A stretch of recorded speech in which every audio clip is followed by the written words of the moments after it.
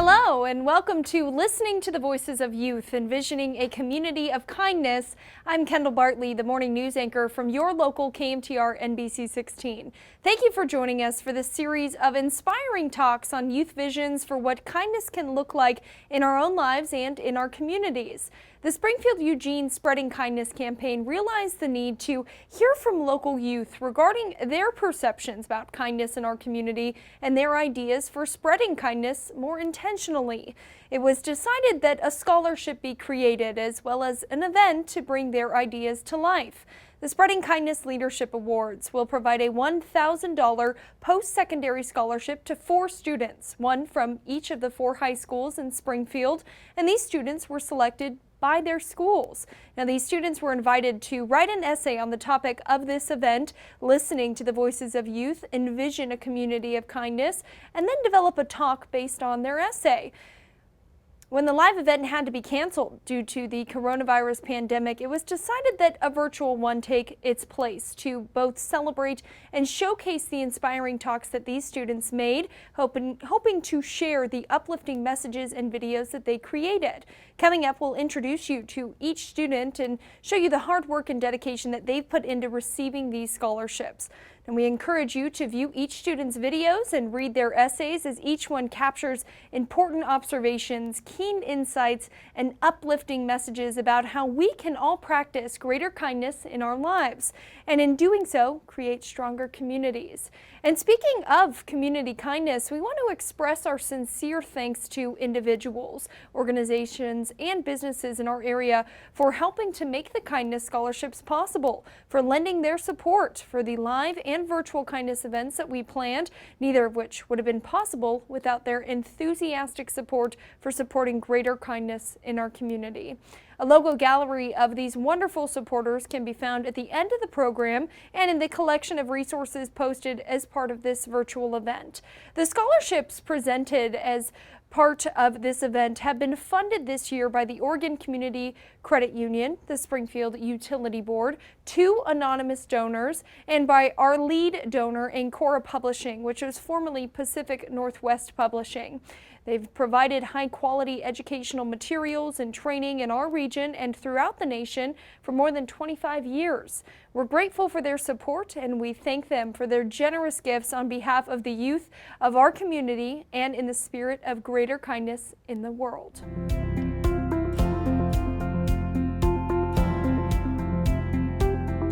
Amanda Torres Sanchez. This upcoming fall, Amanda will be starting her freshman year at Bushnell University, majoring in business administration and planning to get a Master of Arts in Leadership with a concentration on nonprofit leadership. Her leadership experience in high school and community settings will serve her well for much success on this path. Here's Amanda's inspiring talk. Hello, my name is Amanda and I'm a senior at Thurston High School, and it is such an honor to share my message with you today. I'm here to speak with you about one small moment of kindness in my life as a way to demonstrate the kindness that I received within our city. A moment of kindness that I can now reflect on and share with you. A moment of kindness that will shine a light on the kindness in our community. A moment that will hopefully inspire you to shine a light of kindness unto those around you. Together, we can see the good things happening around us and feel the positive impact from a community of those who choose kindness. This year, I had the privilege of participating in the Mr. and Miss THS pageant, which is a fundraiser for the Children's Miracle Network. Our goal as contestants is to raise a minimum of $1,500 for infants in the neonatal intensive care unit and other neonatal equipment. We raise funds by planning or participating in fundraising events. In the beginning, my personal fundraising goal was $2,000, and by the end, I raised nearly $3,000. In one specific effort to reach my goal, I planned a spaghetti feed fundraiser and silent auction, which took me about 3 weeks to organize. The initial idea of a spaghetti feed was brought up by my manager at Olive Garden. She donated food for 60 people and suggested that I hold a fundraiser. From then, I had to find a venue, and Waypoint Community Church instantly came to mind as it's my home church. I reached out to our pastor, and he was very willing to offer a room for my event, and a few of Waypoint's interns were also pleased to help me on the night of the event by helping set up and clean up. It's took a lot of time to make this fundraiser possible, through organizing it, contacting businesses for donations, and setting it up with the help of my friends and family. After calling nearly 100 businesses in Springfield and Eugene, 20 of them donated towards my silent auction, and it was such a big blessing. The kindness and help that I received from the very beginning of my planning process made me feel much more confident in the potential success that would result. One person in particular was a major component of making this fundraiser possible. A staff member at Thurston donated so much of her time to help me every step of the way. This fundraiser could not have been possible without her goodness and grace. She consistently showed me kindness and a lot of patience throughout all of the planning, as she was willing to give up her time to help me. She showed me compassion when I was overwhelmed, and she was always quick to encourage me when I needed it the most. And she pushed me to focus on the reason why I was putting in all of my time into one fundraiser: to choose kindness by supporting a major organization in our community. To many of you, a spaghetti feed sounds simple. Many of you probably had one at your house last night. But this was a real project. It was a project that took all of my time, energy, and focus during those 3 weeks. But it was all worth it. Through all of my work, the help I received, and the kindness that was shown to me through our community, we were able to raise just over $1,500 in that one night. All of that money is going directly into our community and impacts families in big ways, like funding the NICU. How amazing is it by choosing kindness, we get to have such a large impact in supporting our children in our community. My fundraiser truly could not have been possible without the support I was given and the kindness I was shown. The amount of help and kindness that I received from our community made the night not only possible, but made it successful. I was shown kindness time and time again from my friends, family, community and church members, and local businesses. It was incredibly mind-blowing to see the amount of people that were willing to get together to not only to support me in my fundraising events, but to also raise money towards an important cause such as the Children's Miracle Network. Together, the schools from Lane, Coos, and Benton counties that participate in Kids Helping Kids raise over 1/3 of all the money that the Children's Miracle Network raises each year for a local community. And we're all just kids. I'm just a high school senior. I have many extracurricular activities, and I'm also trying to prepare for my future. I'm applying to colleges and scholarships, taking 2 college classes, participating in track, working at Olive Garden as a hostess, and I'm a leader in my youth group. It's safe to say I'm busy. But in the midst of my crazy life, I chose kindness. I chose it because I knew my kindness was helping children who truly needed it.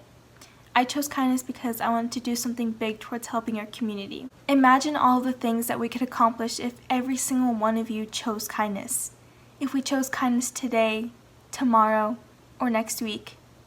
Imagine the relationships that could be built and repaired. Imagine the lives that could be changed. Imagine how your life could be different if you chose to take that one small step towards showing kindness to those around you. Imagine the world that we could have if everyone chose kindness just once each day. A small act of kindness goes a long way and it has a bigger impact than most of you may realize. Just think, if you were kind to your neighbor and your neighbor was kind to their neighbor, and so on. Just envision how far that could go.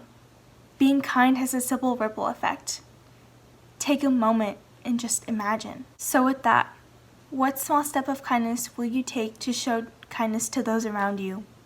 How will you support your community and help those in need? In what ways will you choose to show kindness tomorrow, next month, or next year? And better yet, how will you choose kindness right now, in this very moment? Thank you.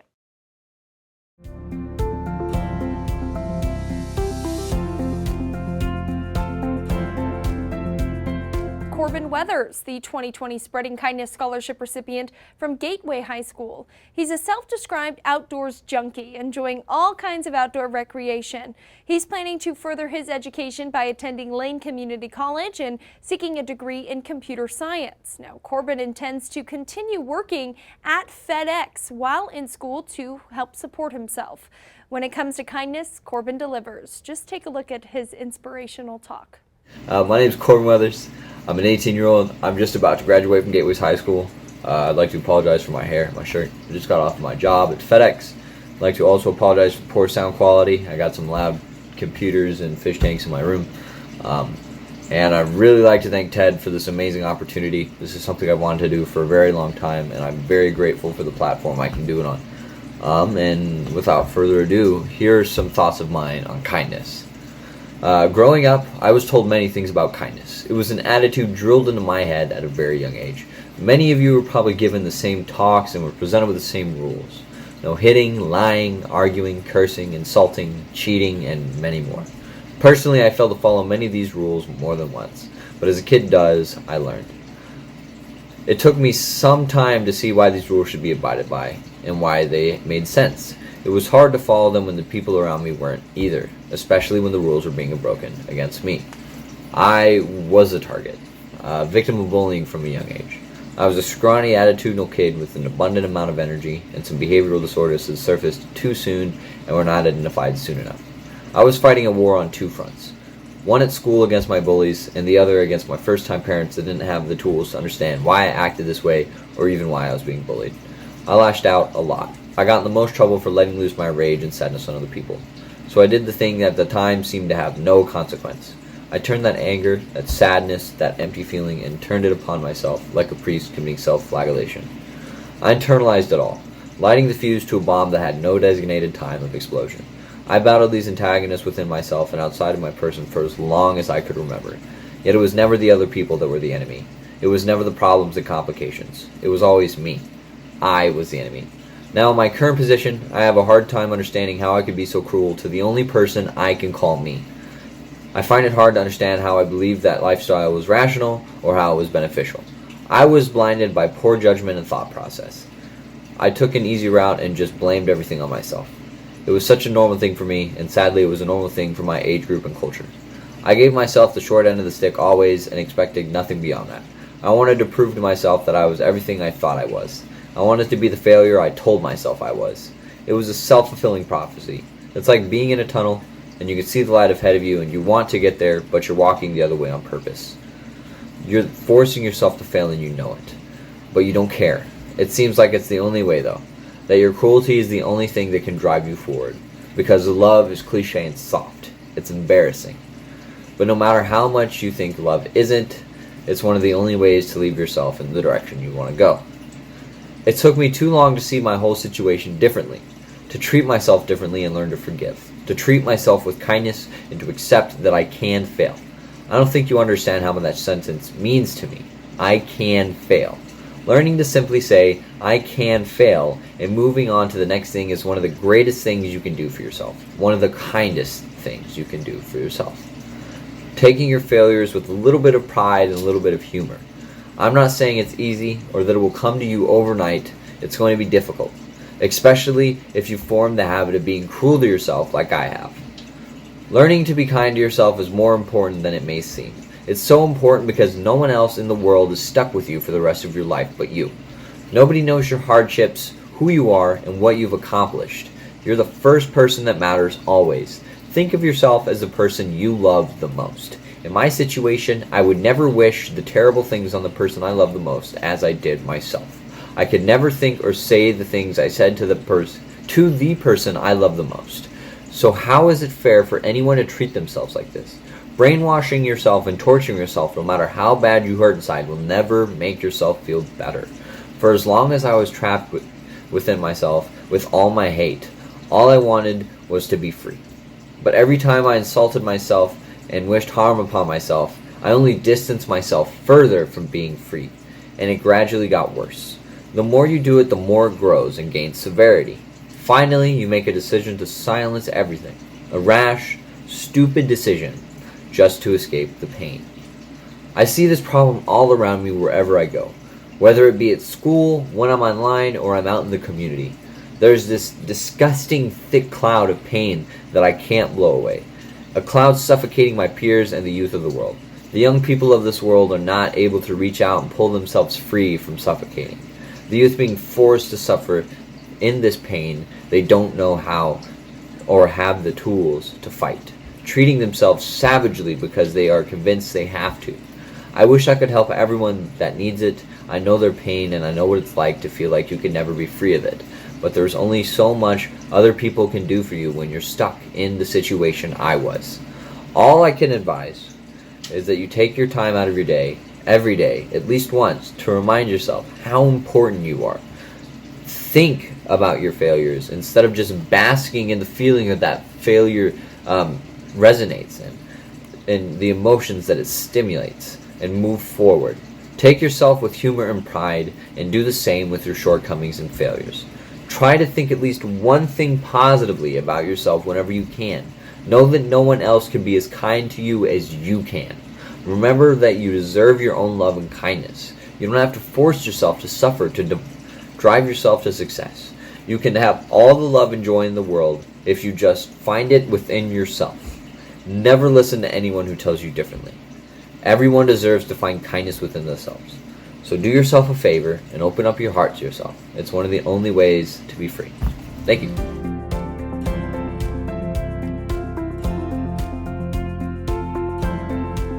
Jadzia Engel from Springfield High School. She's planning to attend Oregon State University to pursue a course of study in pre-medicine.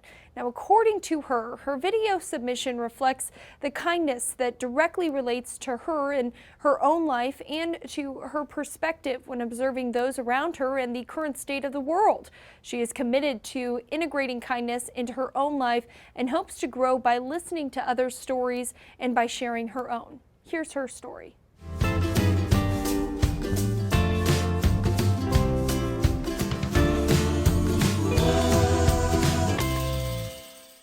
When I was a freshman in high school, my brother was a junior. When we'd get home from school, my dad would always inquire about our school days. Amidst his questioning, he'd ask us a peculiar thing. "Did you see a fight at school today?" My brother and I were both honor students, and with our closest friends falling into the same responsible category, our answer would always be the same. "No, Dad." And it was true. As a freshman, the closest thing I came to witnessing a physical altercation was when I heard about it in the locker room, after the fact. Yet, my dad kept asking us, "Is there any bullying at your school?" He would ask, with what seemed at the time like no grounds to base it off of. "No," we would both reply. As I got older, my dad slowly stopped asking the question, sick of always being met with the same response, I suppose. However, his persistent inquiries made me slowly look up. I began to see things I didn't before.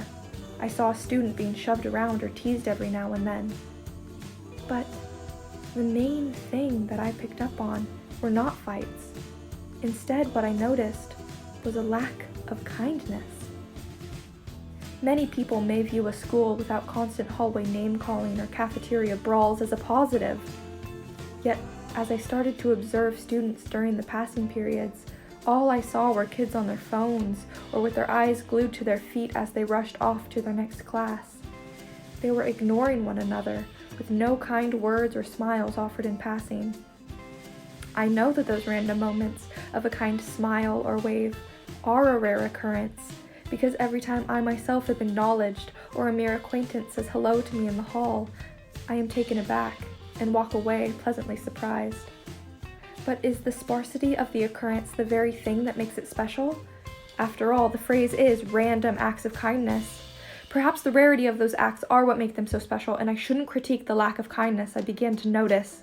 Yet, when I really reflect, and I realize that I walk by strangers and friends alike without even expecting a smile, a bigger issue seems to lie afoot. Another location in which I have observed this same relationship between passersby is when I run. In the off-season of my sports, I run along paths roamed by community members, and at first, I too had to actively stop myself from looking at the ground and focusing on my own breathing. Instead, I now look up. I look at the people around me and I intentionally make an effort to smile or wave to each one of them, or at the very least, give a small, friendly head nod. The responses vary greatly. Depending on the day, maybe 30% of the people I acknowledge me back. Maybe 60% another day and I get a derogatory remark called out a car window. The point being, the bullying is out there, in schools and on the streets. yet it is the rare occurrence of kindness, rather, that clearly indicates a need for change. The true shortcoming lies in what we regularly omit. The random acts can be as small as a simple compliment or holding a door open for someone, and you never know if that stranger you offered a helping hand to was struggling and you were the small force that made a significant difference in their day. Without much effort at all, these things can be done on a daily basis. But the issue is, we've gotten too wrapped up in the routine to swiftly get from class to class, or we have become too self-absorbed to step outside of ourselves and think of others, and those simple acts are lost. We are now amidst a global pandemic, and we are noticing a similar trend worldwide. We are now seeing support for the elderly, the frightened, and those in need more than ever before, as our monotonous routines, normally too busy to be bothered with acts of kindness, have been disrupted. We are now stepping outside of ourselves and opening up, even in these times of isolation, and it reveals our societal shortcomings. For why else would we be so moved by the kindness community members offer one another if it were not absent in the world without an ongoing crisis? What it takes to make a change is stepping back to get this perspective, and consistent practice to retrain your normal routine to no longer be focused solely around you. And while the random aspect of the phrase random acts of kindness may be taken away by making the acts more commonplace, nothing negative would come about from a lasting increase of kindness in the world. Just like my dad did for me early on in high school, with persistence and repetition, your own perspective can change. You can integrate kindness into your everyday life and touch countless of lives of those you encounter.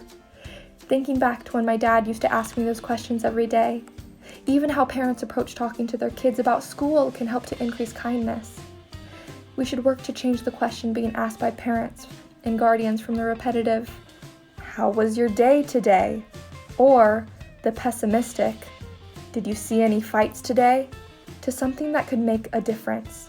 Let's start asking what needs to be answered. How are you kind today?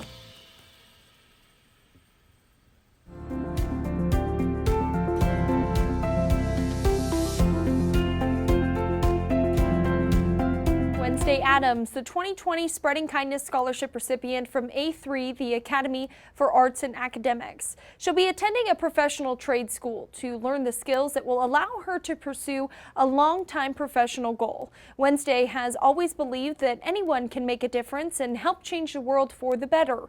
In her words, she said, quote, "This event has given me the opportunity to show my community that one way to make a difference is through kindness." Here's Wednesday's talk. When I was a little girl, my family used to have a wood stove. I used to love watching my mother build fires on cold winter days. She'd cut wood to bring inside and build up little teepees out of kindling, carefully filling them with paper and tree sap. Striking a match, the whole thing lit up in beautiful warmth-giving flames. I had a realization that kindness works in a similar way. All it takes is a little spark to begin spreading light and warmth in our world. Science agrees with me. Jamil Zaki, a professor of psychology at Harvard University, discovered that kindness is contagious. When one person carries out a single good deed, at least 3 people benefit: the person doing the act, the person receiving, and any witnesses. The witness or witnesses are more likely to pay kindness forward after seeing someone else do a good deed. Today, I'm here to help you reimagine what kindness means and envision new ways you can begin kindling the fires of kindness in your everyday lives and in our world. Kindness doesn't just mean being good or having high moral standards. While those things do play a role in being kind, they're not the driving force behind it. A study at Dartmouth College discovered that kindness is actually a key part of our biology and makes us healthy. In the study, we found that when we do something good, we see an increase in serotonin and oxytocin in our brains, which are chemicals that make us happy and compassionate, as well as a decrease in the level of cortisol, a stress chemical, in our bodies. Basically, what that all means is when we're kind and giving to others, Little chemical messages travel through our neural pathways and tell our brain to be happy and not to worry. When we see a decrease in cortisol and an increase in serotonin and oxytocin, we see things like a decrease in the symptoms of depression and anxiety, as well as healthier hearts, stronger immune systems, lower blood pressure, and longer lifespans. These are incredible things, and it's amazing something as simple as being kind to others can make us so much happier and healthier, especially when we consider how hard many of us work to obtain these things through lifestyle changes, including diets, medications, and self-help books. While these things are important, the answer to living a better life was simple, and somehow we all missed it. All we have to do is be kind. I like to envision kindness in everyone, as little warm coals that live inside your chest, and spread their warmth throughout your body whenever you do something good. Sometimes it can feel like your coals are flickering out, like you can't be happy or kind to anyone, including yourself. But it is important to remember that your coals can never really be extinguished. They just dim sometimes. And all it takes is one small act of kindness to get them to a full warm glow again. It can be something as simple as holding the door for the person behind you, or telling someone you appreciate them. The power of kindness is not measured by the size of the action, but by the action itself. While it is important to be good to others, it's also important to be good to yourself. You can't spread light and warmth in the world if you don't have any of it to give. It's not going to make you a narcissist to love yourself. It's going to make you better at spreading happiness in our world. When you leave here today, I want you to remember these 3 key components to kindling the fires of kindness in our everyday lives. 1. Kindness lives within us all, and our biology is the spark that lights our fire. 2. Kindness is contagious, and goodness is the paper that allows our fire to spread. 3. If you ever feel like your coals are flickering out, all it takes is one small act of kindness to get the fire going again. And with that in mind, I'm leaving it in each and every one of your capable hands to begin spreading warmth and light in our world. All it takes is a spark to get the fire going. So what are we waiting for? Thank you.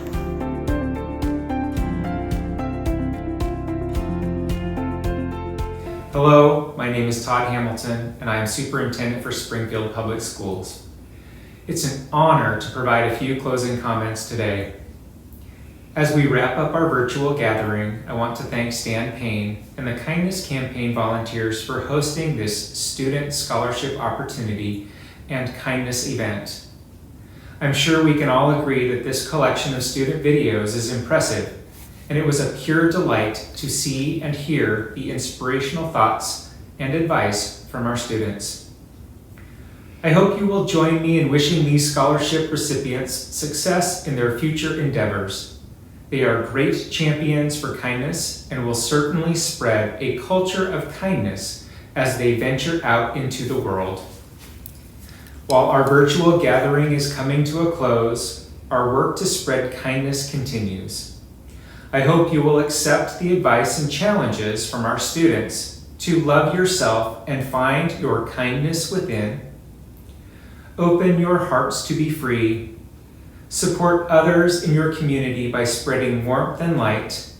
And finally, asking yourself and others, how were you kind today?